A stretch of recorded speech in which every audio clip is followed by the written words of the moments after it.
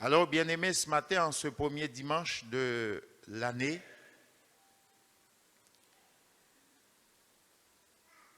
constatant toute la bonté que le Dieu Tout-Puissant nous a témoignée au travers des différentes circonstances de la vie, je voudrais en ce jour vous exhorter, nous exhorter, à cause de toute cette grande bonté de Dieu, à cause de ce qu'il est pour nous en réalité, vous exhorter, nous exhorter à offrir à notre Dieu le meilleur de nous-mêmes. Et que ce soit là l'objectif de chacune et de chacun en cette année. Offrir à Dieu le meilleur de nous-mêmes. Cette exhortation fut également celle que l'apôtre Paul adressa aux chrétiens de Rome. Et nous trouvons ces paroles dans le chapitre 12 du livre des Romains, cette épître qui fut adressée aux chrétiens de Rome et qui nous est parvenue aujourd'hui et qui s'adresse également à nous.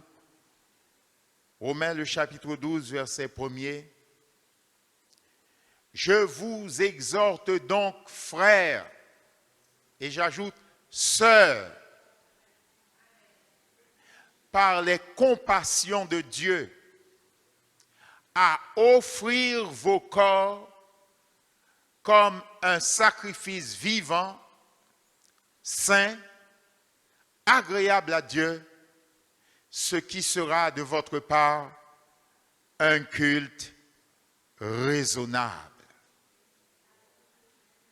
Je vous exhorte donc, frères, sœurs, par les compassions de Dieu, à offrir vos corps comme un sacrifice vivant, saint, agréable à Dieu, ce qui sera de votre part un culte raisonnable, ce qui fera la valeur de notre adoration, la valeur du culte que nous pourrons offrir à Dieu.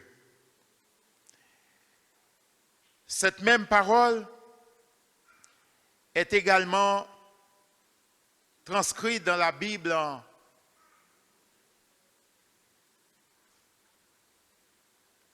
la traduction de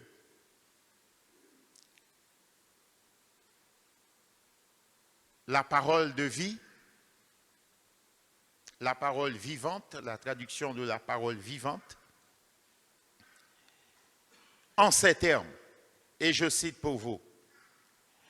Je vous demande donc, frères, sœurs, à cause de la bonté que Dieu vous a témoignée, de lui consacrer votre être tout entier,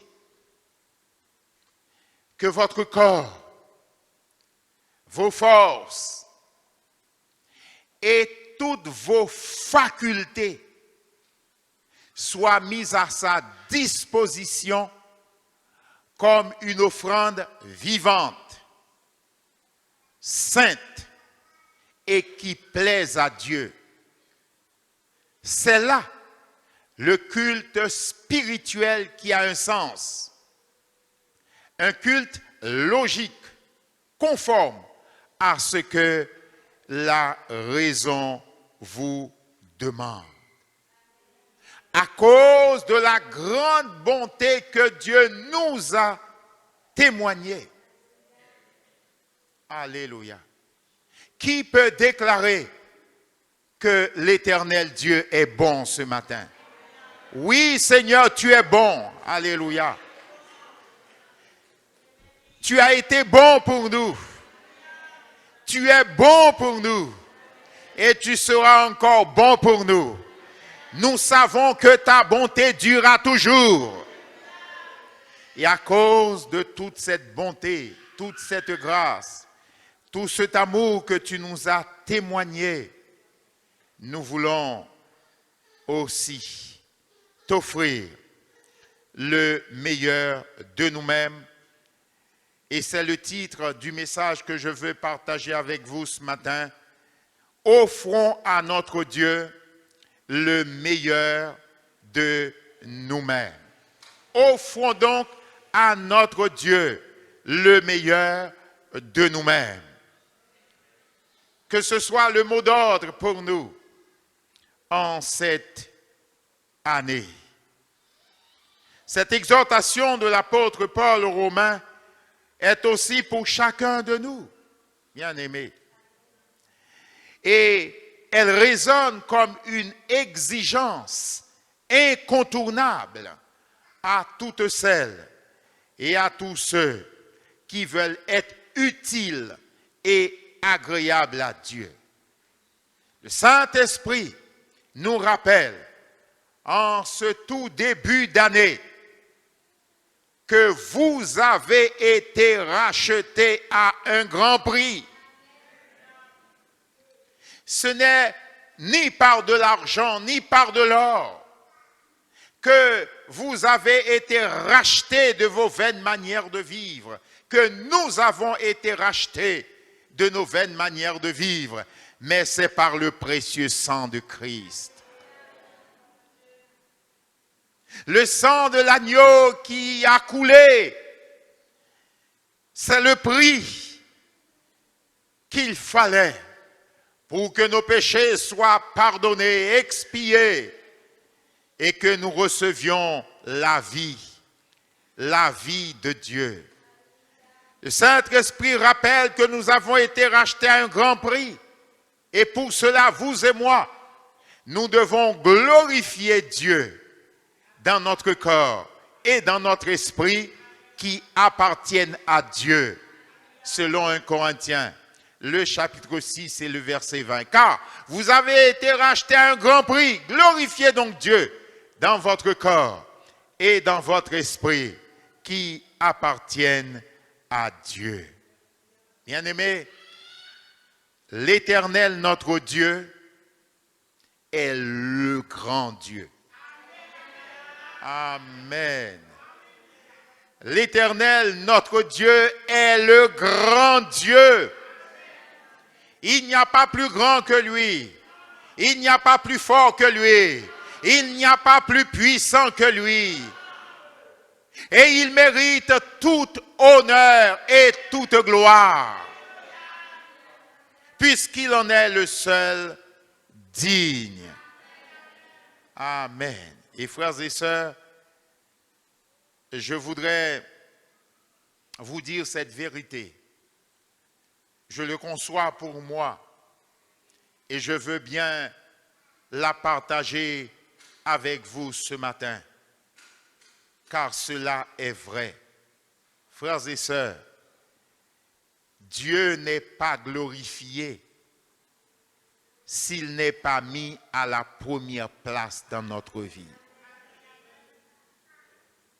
Dieu n'est pas glorifié s'il n'est pas mis à la première place dans notre vie, si nous ne lui offrons pas le meilleur de ce que nous sommes et le meilleur de ce que nous avons. Pour que Dieu soit glorifié dans nos vies, il nous faudra impérativement lui offrir la première place dans notre vie. Il nous faut obligatoirement lui offrir le meilleur de ce que nous sommes et de ce que nous avons ou possédons. L'Éternel disait au peuple d'Israël et lui donnait cet avertissement qui est valable pour nous aujourd'hui, bien sûr, toute proportion gardée. Dans Deutéronome, le chapitre 17, verset 1er, tu n'offriras en sacrifice à l'Éternel ton Dieu ni bœuf, ni agneau, qui ait quelque défaut ou difformité, car ce serait en abomination à l'Éternel ton Dieu. Tu n'offriras rien à l'Éternel ton Dieu qui ne soit complet, parfait.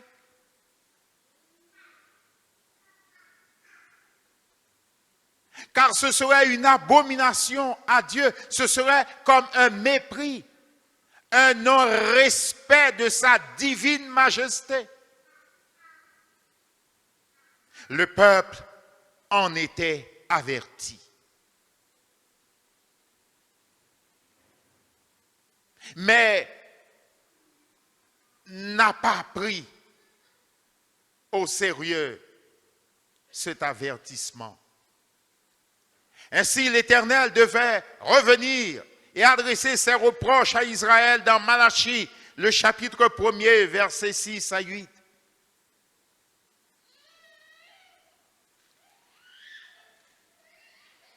Et voici quelle a été la démarche de Dieu à l'endroit de son peuple. Un fils honore son père et un serviteur son maître. Si je suis père, où est l'honneur qui m'est dû? Si je suis maître, où est la crainte qu'on a de moi? Dit l'Éternel des armées. À vous, sacrificateurs, qui méprisez mon nom. Et qui dites, en quoi avons-nous méprisé ton nom? Et à cette objection, Dieu répond, vous offrez sur mon autel des aliments impurs. Et vous dites, en quoi t'avons-nous profané? C'est en disant, la table de l'Éternel est méprisable.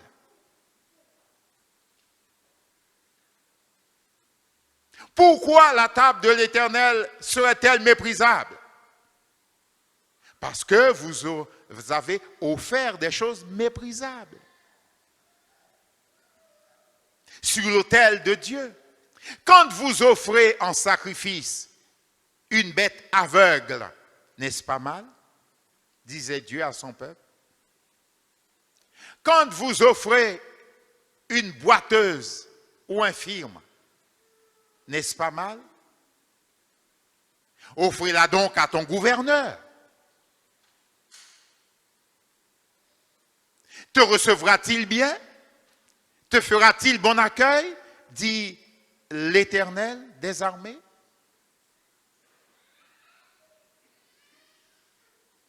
Si vous travaillez pour quelqu'un, pour un patron, pour un patron, oui. Très certainement, si vous voulez mériter ses faveurs, vous allez chercher à produire le meilleur de vous-même.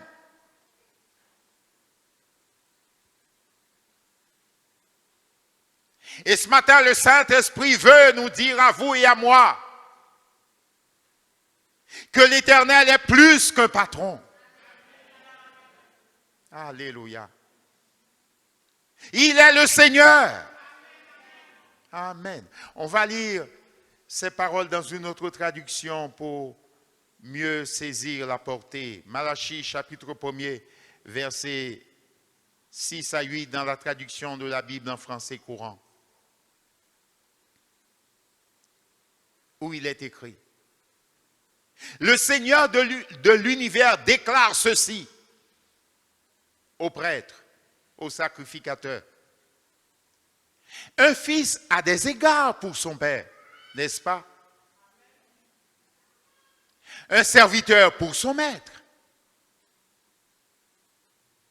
Ne suis-je pas à la fois votre père et votre maître? Ne suis-je pas à la fois votre Père et votre Maître? Ne suis-je pas à la fois votre Père et votre Maître? Disait Dieu à son peuple. Alors, pourquoi n'avez-vous ni égard ni respect pour moi? Vous me méprisez et vous demandez en quoi t'avons-nous méprisé? Vous apportez sur mon autel des aliments indignes de moi et vous dites, en quoi offensons-nous ta dignité? Eh bien, c'est en traitant mon autel avec désinvolture, avec légèreté, avec négligence, sans faire attention à la qualité de ce que vous m'offrez, sans faire attention à la qualité de votre consécration, sans faire attention à ce que je suis, à ma grandeur et à ma toute-puissance. Verset 8. Quand vous emmenez un animal aveugle, boiteux ou malade pour l'offrir en sacrifice, pensez-vous que ce soit correct?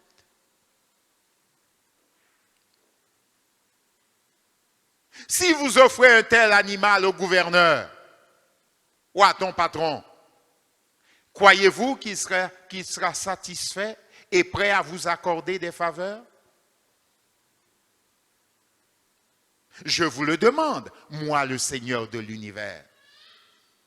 Et nous connaissons la réponse. Nous connaissons la réponse. Oui, Dieu est à la fois notre Père et notre Maître. Il est notre Seigneur, le Seigneur Tout-Puissant. L'Éternel Dieu est le grand Dieu. Sa gloire remplit la terre et les cieux.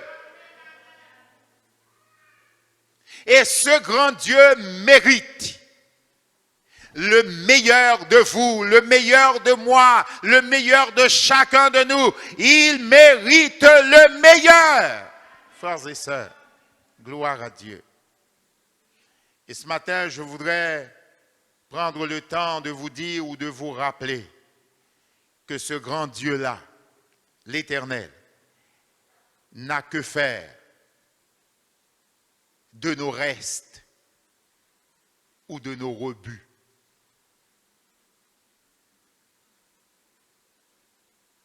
Il n'a que faire de nos restes ou de nos rebuts. Il veut être le premier. Il veut être le premier servi.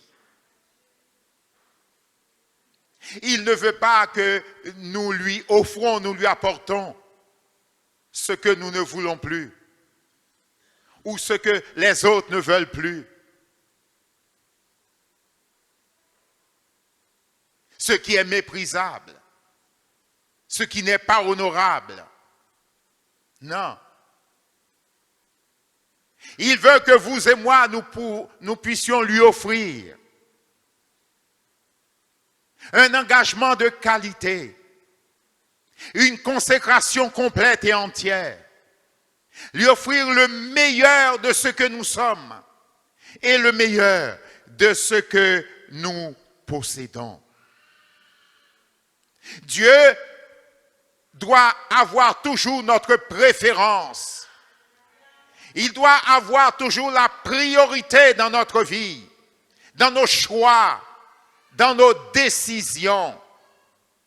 Il doit avoir toujours, oui, la priorité, la meilleure part et la première place dans toute notre existence parce qu'il en est digne. Alléluia. On ne vient pas s'engager pour le Seigneur parce qu'on n'a pas pu s'engager ailleurs. Non, ça n'a pas de sens. Ça n'a pas de sens. Assez souvent, nous pensons que nos enfants sont bons pour faire de grandes études. C'est bien. Mais réalisez qu'ils sont bons aussi pour servir l'Éternel. Amen. Assez souvent, nous faisons tout pour privilégier leurs études. Et nous ne faisons pas toujours ce qu'il faut pour qu'ils puissent connaître le Seigneur et le servir. On est dévoué à leur éducation, c'est bien. Mais ce sera encore mieux d'être dévoué au salut de leur âme, à ce que leur vie soit consacrée à Dieu. Alléluia. Amen. Amen. N'acceptons pas qu'ils servent Dieu seulement s'ils échouent dans leurs études ou dans leur carrière professionnelle. Non. Dieu doit être le projet de Dieu, doit être le premier projet de la vie d'un homme et de la vie d'une femme.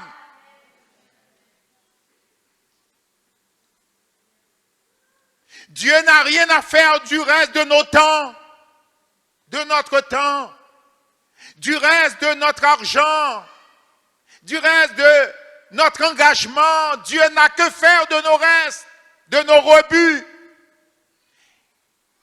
Il veut être le premier servi, le premier honoré. Il veut que notre être entier lui soit premièrement consacré. Jésus disait, cherchez d'abord le royaume et la justice de Dieu, et toute autre chose vous seront données par-dessus. Bien-aimés, c'est important. Dieu veut être le premier servi, avoir la meilleure part et la première place dans toute notre vie parce qu'il est Dieu. D'où le bien fondé de cette exhortation de Paul que je reprends. Je vous demande donc, frères, sœurs, à cause de la bonté que Dieu vous a témoignée, de lui consacrer votre être tout entier. Amen. Que votre corps, vos forces et toutes vos facultés soient mises à sa disposition comme une offrande vivante, sainte et qui plaise à Dieu. C'est là le culte spirituel qui a un sens, un culte logique et conforme à ce que la raison vous demande. Car bien aimé, lorsque notre offrande ou l'offrande de notre vie n'est pas une offrande complète et totale à Dieu, notre adoration même est faussée. Nos dévotions sont faussées. Nos chants sont faussés. Nous venons de chanter « Tu es tout pour moi, Jésus. Sans toi, je ne peux vivre. » C'est poétique, frères et sœurs. C'est même assez pathétique. Mais cela doit correspondre à une réalité. Une réalité en vous, une réalité en moi, une réalité en nous. Alléluia. Si le Seigneur est si cher à nos vies, à nos cœurs, pourquoi certains, pour des peccadilles, des fois, se détournent du Seigneur, se détournent de sa parole? Pourquoi quelquefois des êtres humains sont préférés à Dieu? Que de situations dans lesquelles un homme et une femme sont préférés à Dieu. À cause d'un homme, à cause d'une femme, on va se détourner des voies du Seigneur. Pour aller où? Pour aller vers la perdition et vers la mort éternelle. Bien-aimés, si Dieu vraiment est notre Dieu et qu'il est notre Seigneur, il doit avoir la priorité et la préférence dans tous les domaines de notre vie. Jésus disait aux disciples, si quelqu'un veut venir après moi, Alléluia. Qu'il renonce à lui-même, qu'il se charge de sa croix et qu'il me suive. Et si quelqu'un ne me préfère pas à son père, à sa mère, à sa femme, à ses enfants et à tout ce qu'il possède, il n'est pas digne de mon royaume. Parole du Seigneur. Une façon de nous dire, oui, Dieu veut la priorité, la première place, le meilleur de toute notre vie. Il est digne de recevoir le meilleur de notre consécration, le meilleur de notre temps, le meilleur de notre disposition, le meilleur de nos facultés, le meilleur de nos moyens, le meilleur de nos ressources. Oui, le Seigneur veut le meilleur. Il mérite donc le meilleur. Voyons quelques exemples de personnes qui avaient bien compris cela dans la Bible. Le premier, c'est l'exemple du roi David, que nous trouvons dans 2 Samuel, le chapitre 24, versets 18 à 25. 2 Samuel, chapitre 24, verset 18. Ce jour-là, Gad vint auprès de David et lui dit, « Monte, élève un autel à l'Éternel dans l'aire d'Aravna, le Jébusien. » David monta selon la parole de Gad, comme l'Éternel l'avait ordonné. Aravna regarda et vit le roi et ses serviteurs qui se dirigeaient vers lui.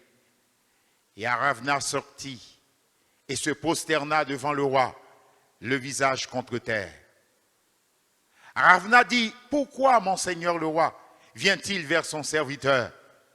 Et David répondit, « Pour acheter de toi l'air et pour y bâtir un autel à l'Éternel, afin que la plaie se retire de dessus le peuple. » Aravna dit à David que mon seigneur le roi prenne l'air et qu'il y offre les sacrifices qui lui plaira.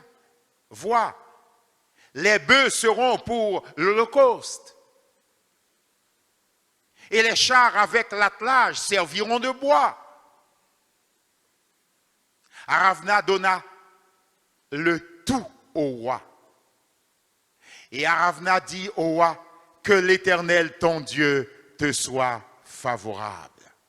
Amen. Mais regardez le plus beau, le plus extraordinaire. Mais le roi dit à Aravna, non. Non. Non. Tout lui a été offert gratuitement. Mais il dit non. Je veux l'acheter de toi à prix d'argent.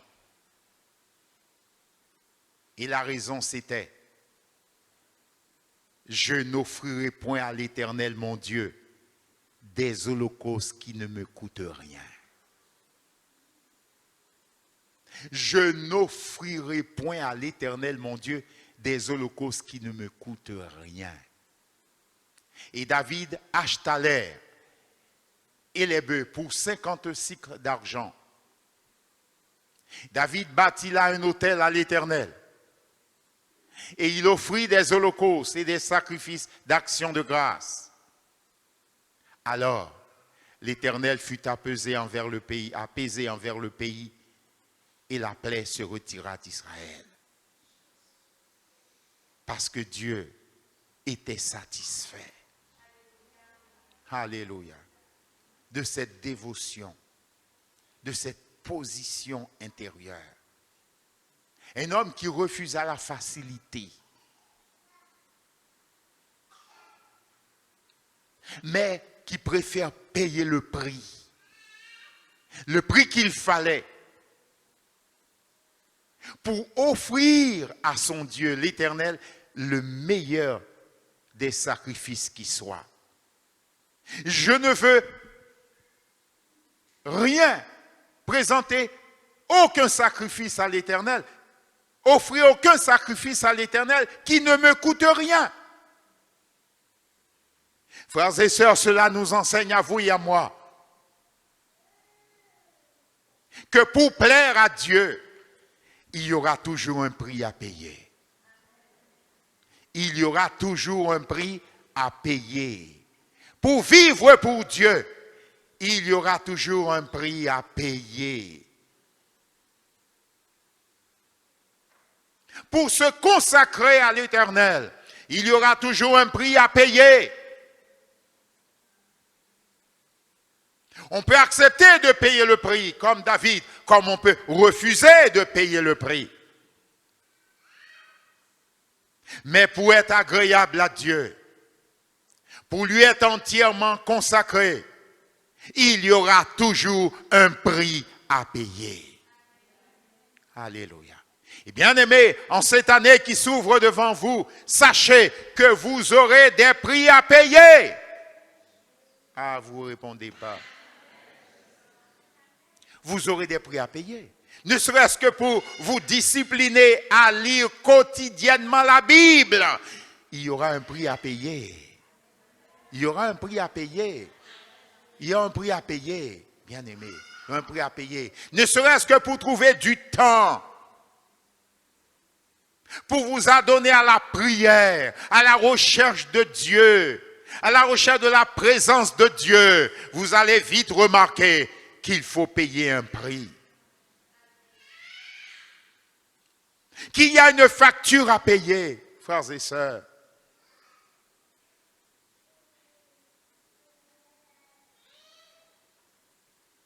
Pour vivre pieusement en Jésus-Christ, il y a un prix à payer.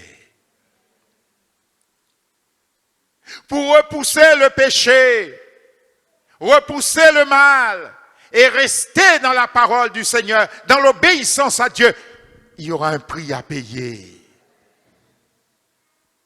Il y aura un prix à payer, frères et sœurs. Pour être fidèle à Dieu, même dans les petites choses.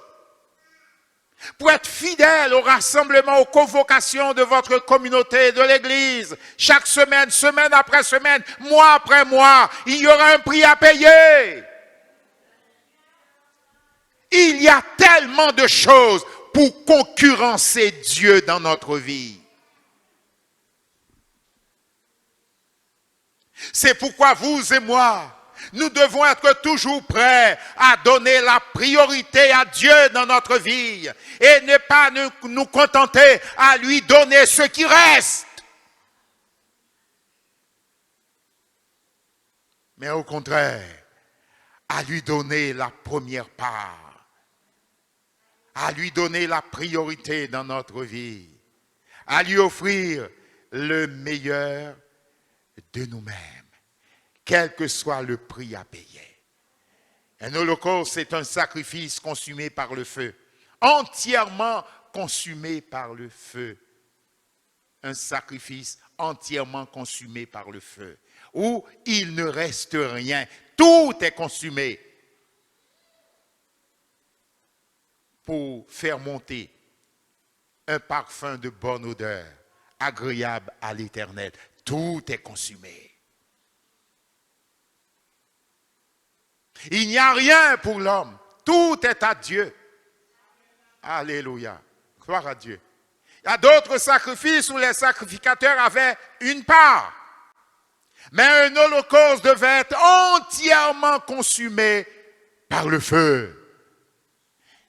C'est cette sorte de consécration que Dieu veut de toi, de moi, de nous pour cette nouvelle année. Et vous allez voir, les concurrents seront nombreux. Les concurrents seront nombreux. Oui, les concurrents seront nombreux. Pour empiéter chaque fois sur la part de Dieu. Et vous et moi, nous devons être vigilants. Notre cœur doit être pleinement consacré pour que nous ne puissions laisser accès à aucun de ces concurrents qui voudraient prendre la place de Dieu ou la part de Dieu dans notre vie, dans votre vie. David avait bien compris cela et était prêt à payer le prix pour que son offrande soit pleinement agréée de Dieu, agréée de l'Éternel. Gloire à Dieu. Je n'offrirai à l'Éternel mon Dieu, je n'offrirai point à l'Éternel mon Dieu des holocaustes qui ne me coûtent rien. Deuxième exemple que nous pouvons prendre, c'est l'exemple de Marie. Marie, la sœur de Lazare. Dans Jean le chapitre 12, versets 1 à 3, nous trouvons ces paroles. 6 jours avant la Pâque, Jésus arriva à Béthanie, où était Lazare, qu'il avait ressuscité des morts. Là, on lui fit un souper. Marthe servait, et Lazare était l'un de ceux qui se trouvaient à table avec lui. Marie, ayant pris une livre d'un parfum de nard pur, de grand prix, oignit les pieds de Jésus. Et elle lui essuya les pieds avec ses cheveux. Et la maison fut remplie de l'odeur du parfum. Quelle scène! Jésus avait été invité dans cette maison. On pourrait dire, mais c'était déjà beaucoup qu'on puisse l'inviter, qu'on puisse le mettre à table, qu'on puisse lui procurer à manger, lui préparer à manger. On pouvait dire, mais c'était déjà beaucoup. Fallait-il encore ajouter autre chose?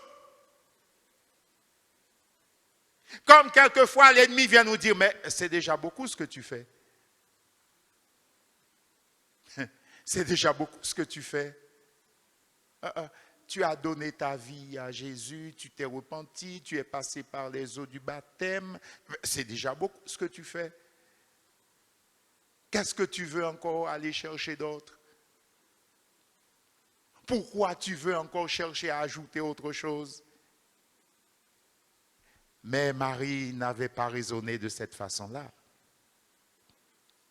Après avoir reçu Jésus, après l'avoir mis à table, après l'avoir servi à manger, ce n'était pas suffisant pour cette femme.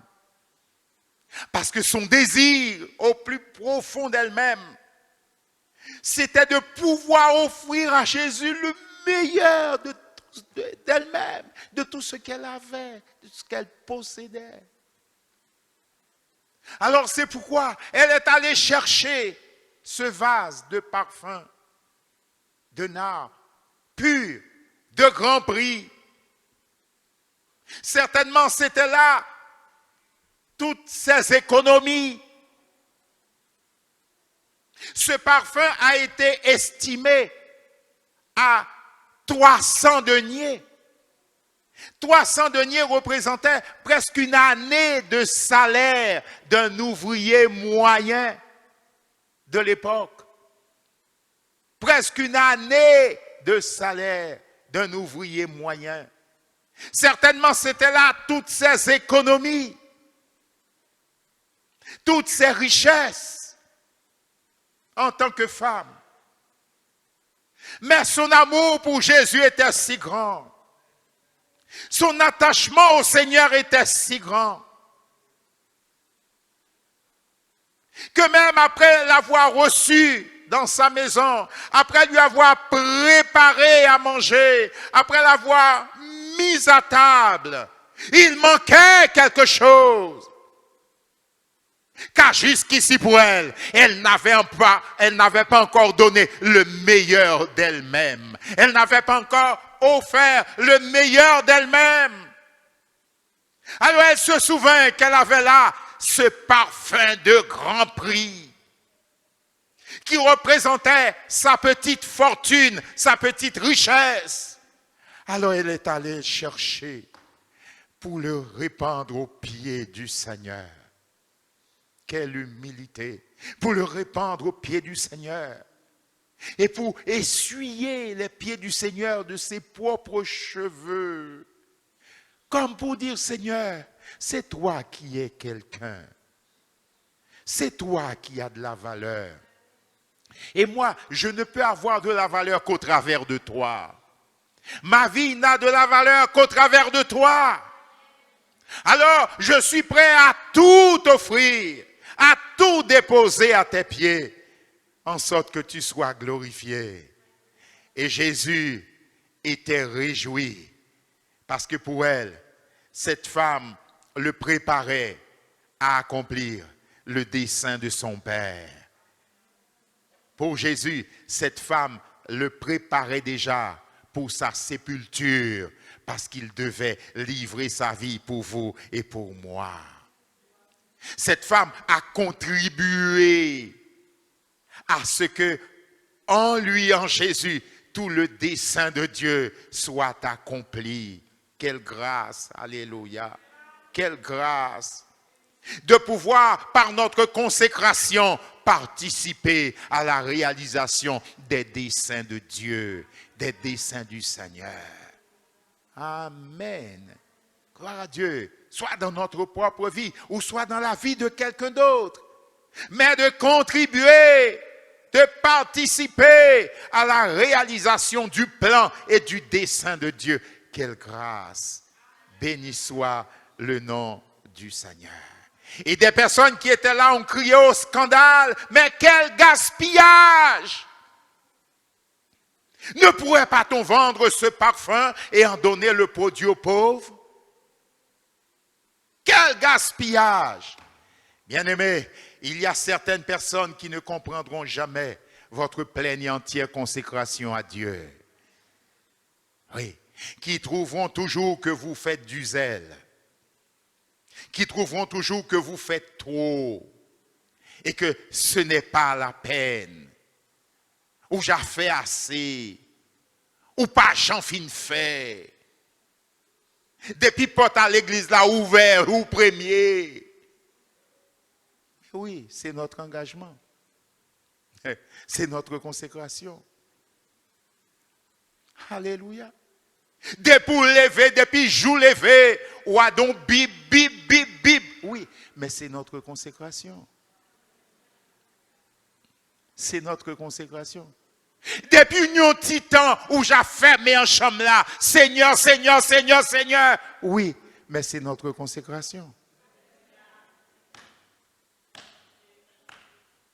Depuis vous, nous ne pouvons pas parler de l'évangile. Oui, mais c'est notre consécration. Que cela dérange ou pas, c'est notre consécration. C'est la part que nous avons choisi d'offrir à l'Éternel. Une part entière et complète.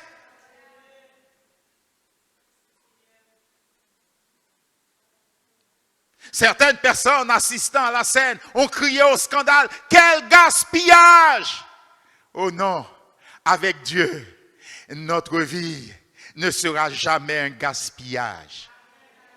Non, non, non, non, non, non.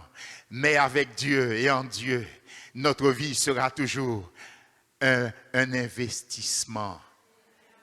Un investissement. Et l'investissement qui nous rapportera le mieux. Alléluia. Un investissement formidable. Ce sera toujours un investissement formidable. Gloire à Dieu qui aura ses répercussions non seulement sur la vie présente, mais encore jusque dans l'éternité. Béni soit le nom du Seigneur. Jamais notre vie en Dieu, au pied de Dieu, livrée à Dieu, ne sera un gaspillage, mais au contraire, ce sera toujours un investissement intelligent. Amen. Amen. Ce sera toujours un investissement très intelligent. Amen. Car c'est l'insensé qui ne cherche pas Dieu. Amen. Gloire à Dieu. Et cette femme nous a prouvé par là qu'elle savait ce que c'était offrir à Dieu le meilleur d'elle-même, le meilleur de sa vie, le meilleur de ce qu'elle était et le meilleur de ce qu'elle possédait. Et enfin, il y a Abraham qui a prouvé qu'il était prêt à offrir à Dieu le meilleur. Amen. Amen. Malgré le prix, il était prêt à offrir à Dieu le meilleur.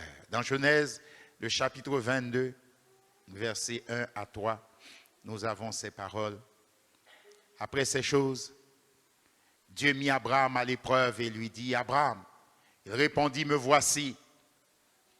Et Dieu dit, prends ton fils, ton unique, celui que tu aimes, Isaac. Waouh! Son cœur devait battre très fort à ce moment-là.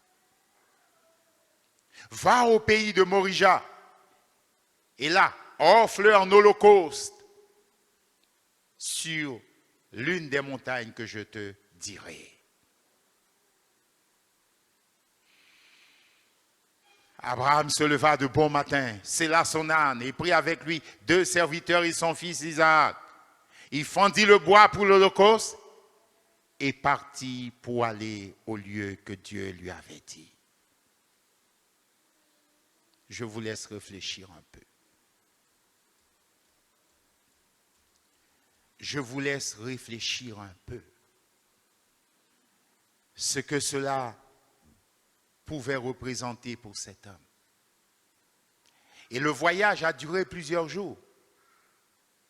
Puisqu'au le verset 4 nous dit que après 3 jours de marche, le 3e jour, Abraham, levant les yeux, vit le lieu de loin. Donc, il avait plusieurs jours de marche à effectuer pour arriver au lieu que Dieu lui avait indiqué, où il aurait à offrir ce sacrifice. Alors je me suis dit, pendant ces jours passants, Abraham avait le temps de réfléchir, de bien peser sa décision. Il avait le temps de se dire en lui-même, s'il poursuivait sa démarche ou s'il s'arrêtait. Il avait le temps. Oh, des fois, on est pris un peu par surprise et on dirait qu'on est obligé de dire que oui. Mais là, il avait le temps. S'il voulait renoncer à son engagement et à sa décision, il avait tout le temps de le faire. Mais nous savons que cet homme est allé jusqu'au bout de sa démarche. C'est la preuve qu'il était un homme résolu. Il savait bien ce qu'il faisait. Et il savait bien ce qu'il voulait. Il avait bien compris ce que Dieu lui demandait. Ce que l'Éternel attendait de lui. Et il était prêt à offrir à Dieu le meilleur de lui-même. Même ce qui était pour lui, à ses yeux, le plus cher, humainement, ce qui avait de la valeur et de l'importance, son fils unique.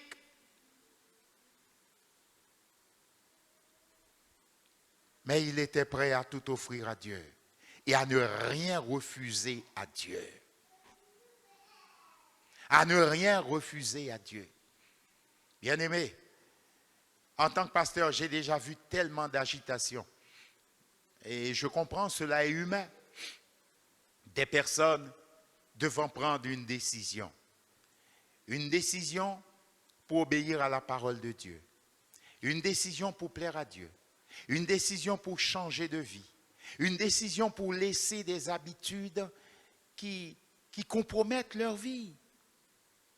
Parce que ce sont de mauvaises habitudes. Ce sont des vices et des passions auxquelles le cœur de l'homme est attaché. Et la révélation du Saint-Esprit était là. Qu'il fallait prendre une décision. Qu'il fallait faire un choix.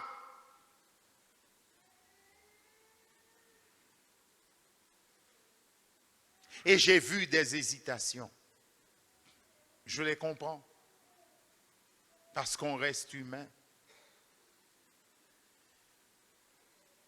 Et j'ai vu des avancées et des reculades.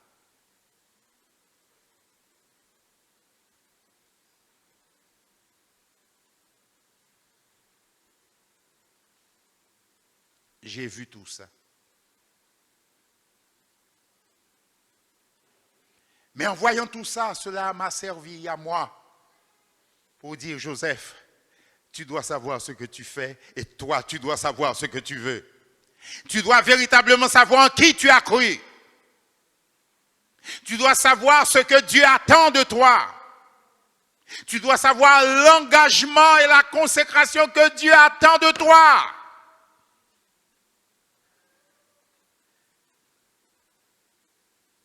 J'ai compris qu'il n'est pas toujours facile de faire le bon choix. Mais j'ai aussi compris que c'est possible de faire le bon choix. Amen. Ce n'est pas toujours facile de faire le bon choix. Mais c'est possible de faire le bon choix.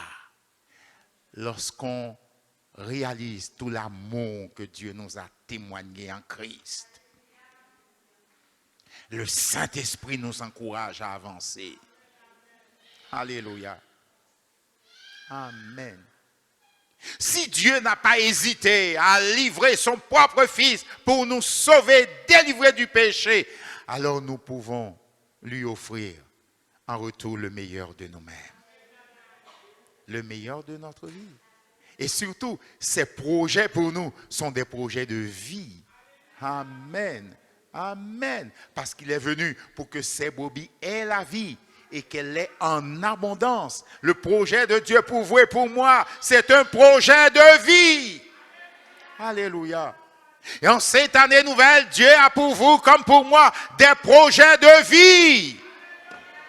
Et c'est pourquoi il vous demandera à vous comme à moi de nous séparer de certaines choses. De mettre de la distance, de donner de la distance à certaines choses. Parce que ces choses-là voudront toujours concurrencer Dieu dans notre vie. Alléluia.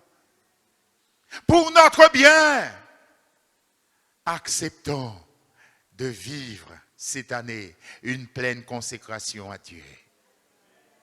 Une année au cours de laquelle vous et moi, nous accepterons d'offrir à Dieu le meilleur de nous-mêmes, le meilleur de ce que nous sommes et le meilleur de ce que nous avons. Abraham l'a prouvé et Dieu l'a applaudi et l'a honoré pour sa décision. Et le verset 16, il est dit, Dieu disait à Abraham après cela, je le jure par moi-même, parole de l'Éternel, parce que tu as fait cela. Genèse 22, verset 16.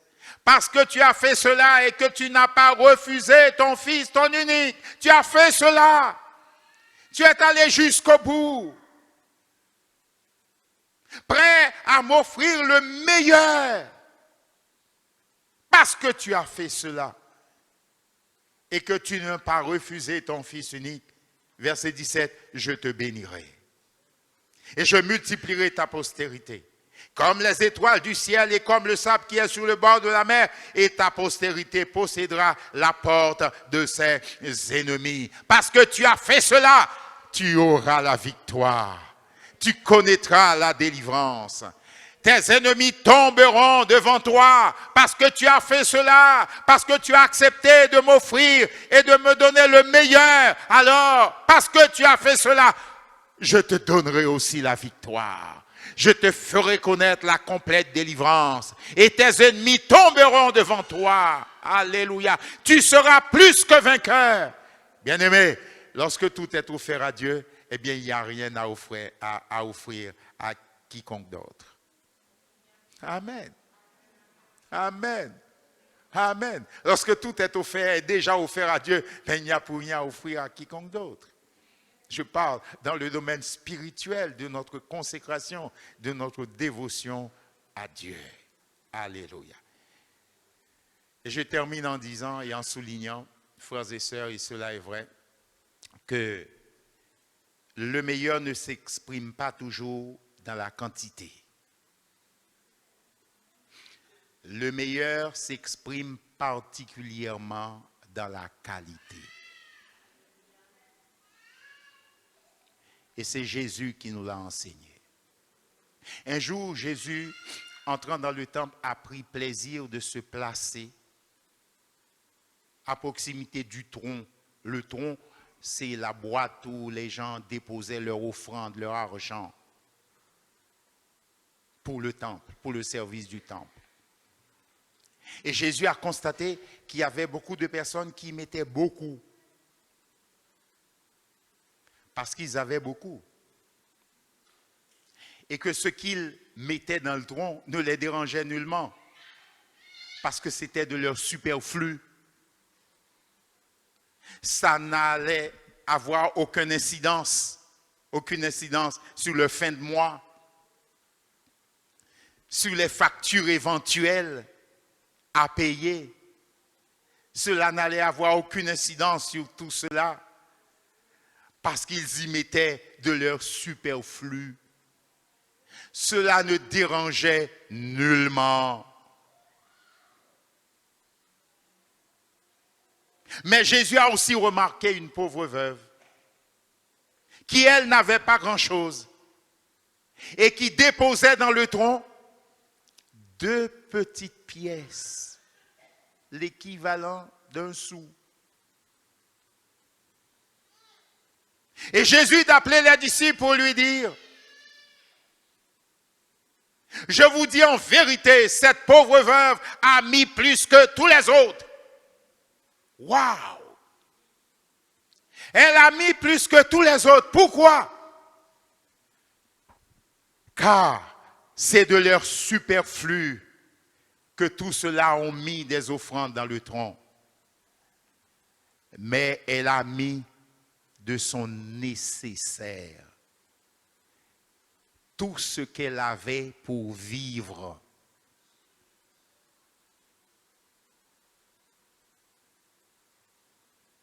En quelques mots, au travers de ces 2 petites pièces, c'est sa vie qu'elle offrait entièrement à Dieu dans ce tronc. Parce que c'était de son nécessaire, tout ce qu'elle avait pour vivre. Elle n'a pas réfléchi, elle n'a pas calculé. Mais son engagement était si total, sa consécration était si entière, qu'elle se disait, l'Éternel pourvoira. Comme Abraham aussi le disait, l'Éternel pourvoira. À la montagne de l'Éternel, il sera pourvu. Quelle manifestation de foi! Et Jésus a honoré cette qualité-là. La qualité du cœur. La qualité de l'engagement intérieur. Bien aimé. Assez souvent, ce n'est pas ce qui importe pour Dieu, ce n'est pas de chercher à faire beaucoup de choses.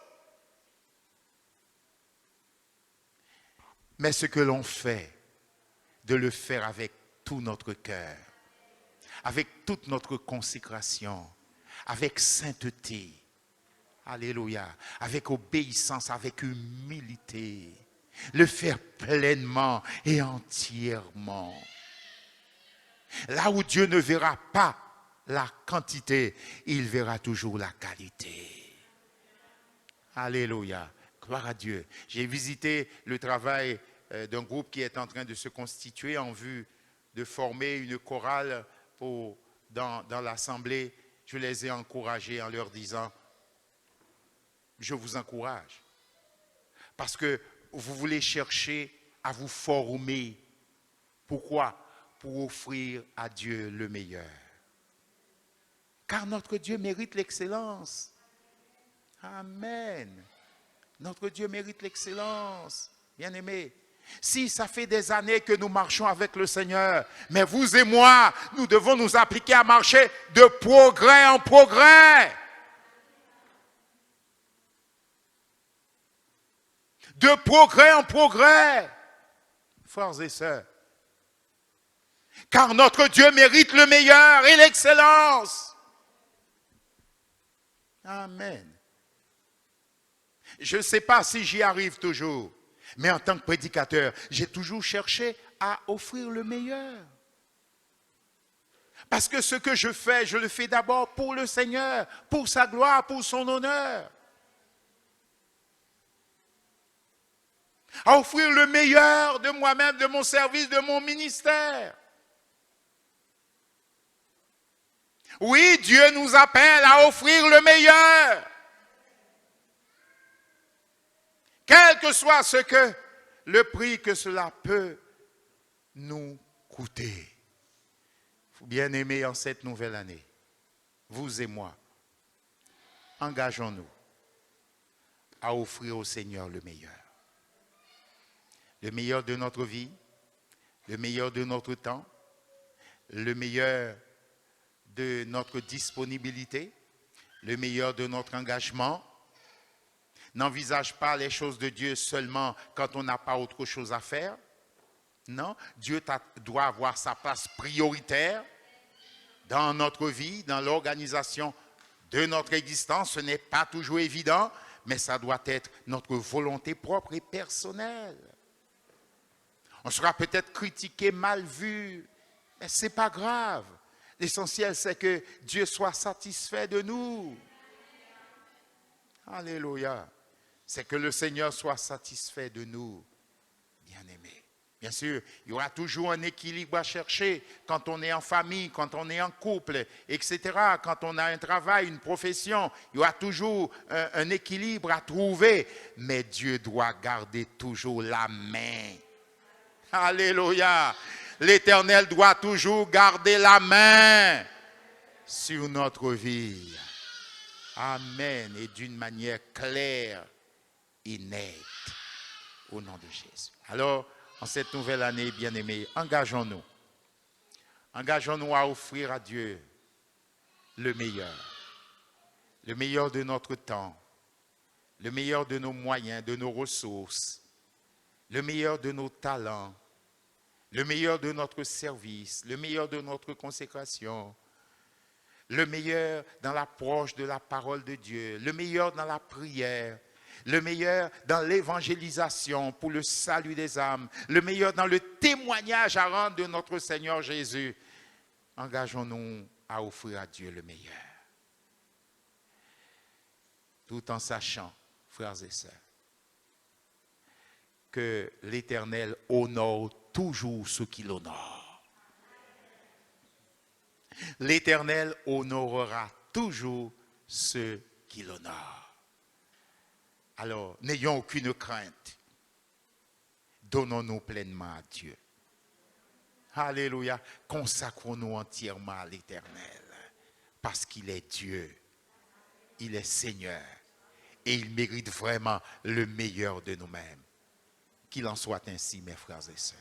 Inclinons-nous ensemble. Alléluia.